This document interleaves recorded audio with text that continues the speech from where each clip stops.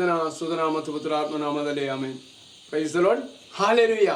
ಪ್ರಿಯ ಸಹೋದರರೇ, ಇದಾ ಮಗದೊಂದು ದಿನವನ್ನು ದೇವರು ನಮಗೆ ದಯಪಾಲಿಸಿದ್ದಾರೆ. ಈ ವಚನ ಕೇಳುತ್ತಿರುವಾಗ ಯೇಸು ಸ್ವಾಮಿ ನಮ್ಮೆಲ್ಲರ ಜೀವನವನ್ನು ದೇವರ ಮಹಿಮೆಯಾಗಿ ಮಾರ್ಪಡಿಸಲಿಕ್ಕೆ ಯೇಸು ಸ್ವಾಮಿ ಆಸೆ ಪಡುತ್ತಾರೆ. ಯಾಕೆಂದರೆ ತನ್ನ ಆತ್ಮವನ್ನು ಈ ಲೋಕದಲ್ಲಿ ಯೇಸು ಸ್ವಾಮಿ ಸುರಿಸಿಕೊಟ್ಟಿದ್ದಾರೆ.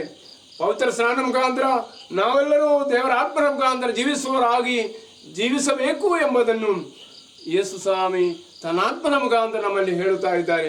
ಈಗ ಹೇಳುತ್ತಾರೆ ಯೆರೆಮೀಯನ ಪುಸ್ತಕ 1ನೇ ಅಧ್ಯಾಯ 4ನೇ ವಾಕ್ಯ. ಸರ್ವೇಶ್ವರ ಸ್ವಾಮಿ ಈ ವಾಣಿಯನ್ನು ನನಗೆ ದಯಪಾಲಿಸಿದರು. ನಿನ್ನ ತಾಯಿಯ ಗರ್ಭದಲ್ಲಿ ರೂಪಿಸುವುದು ಮುಂಚೆಯೇ ನಿನ್ನನ್ನು ನಾನು ತಿಳಿದಿದೆ. ನೀನು ಉದರದಿಂದ ಹೊರಬರುವುದಕ್ಕೆ ಮೊದಲೇ ನಿನ್ನನ್ನು ಪ್ರೀತಿಸಿದ್ದೆ. ನಿನ್ನನ್ನು ರಾಷ್ಟ್ರಗಳಿಗೆ ಪ್ರವಾದಿಯನ್ನಾಗಿ ನೇಮಿಸಿದ್ದೇನೆ. Praise the lord. ಹಲ್ಲೆಲೂಯಾ. ಪ್ರಿಯರೇ, ನಮ್ಮೆಲ್ಲರಿಗೂ ಯೇಸು ಸ್ವಾಮಿ ಕೊಡುವಂಥ ವಾಣಿಯಾಗಿದೆ ಇದು.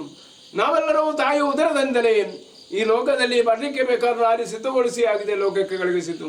ನಿಮ್ಮನ್ನು ಪ್ರವಾದಿಯಾಗಿ ಮಾರ್ಪಡಿಸಲಿಕ್ಕೆ ಬೇಕಾಗಿ ಕುಟುಂಬದ ಜೀವನದಲ್ಲಿ ನೀವು ಭಾಗಿಯಾಗುವಾಗ ನನ್ನನ್ನು ಕುಟುಂಬದ ಮುದ್ದು ಮಗಳಾಗಿ ಮಾರ್ಪಡಿಸಲಿಕ್ಕೆ ದೇವರು ಆಸೆ ಪಡ್ತಾರೆ.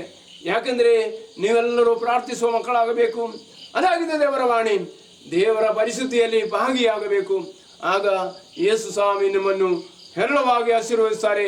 ಮನ ಉದ್ಧಾರವಾಗಿ ದೇವರು ಕರುಣಿಸ್ತಾರೆ. ಅದಕ್ಕಾಗಿ ಪ್ರಾರ್ಥಿಸೋಣ. ಪಿತನ ಸುತನ ಮತ್ತು ಪುತ್ರಾತ್ಮ ನಾಮದಲ್ಲಿ ಆಮೆನ್.